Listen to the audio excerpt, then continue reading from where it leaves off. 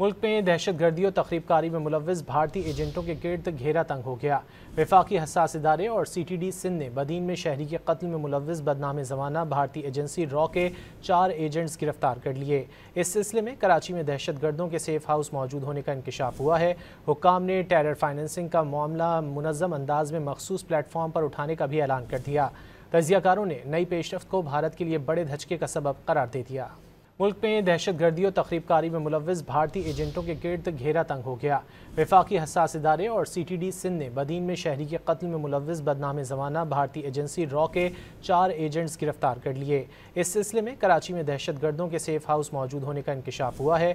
हुक्काम ने terror financing का मामला मुनज़्ज़म अंदाज में मखसूस प्लेटफॉर्म पर उठाने का भी ऐलान कर दिया।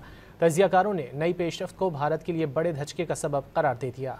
मुल्क में दहशत गर्दी और तखरीब कारी में मुलव्वस भारतीय एजेंटों के गिर्द घेरा तंग हो गया। वफाकी हसास इदारे और CTD सिंध ने बदीन में शहरी के कत्ल में मुलव्वस बदनाम ज़माना भारतीय एजेंसी रॉ के 4 एजेंट्स गिरफ्तार कर लिए। इस सिलसिले में कराची में दहशत गर्दों के सेफ हाउस मौजूद होने का इंकशाफ हुआ है। हुक्काम ने टेरर फाइनेंसिंग का मामला मुनज़्ज़म अंदाज में मखसूस प्लेटफॉर्म पर उठाने का भी ऐलान कर दिया। तज्ज़ियाकारों ने नई पेशरफ्त को भारत के लिए बड़े धचके का सबब करार दे दिया।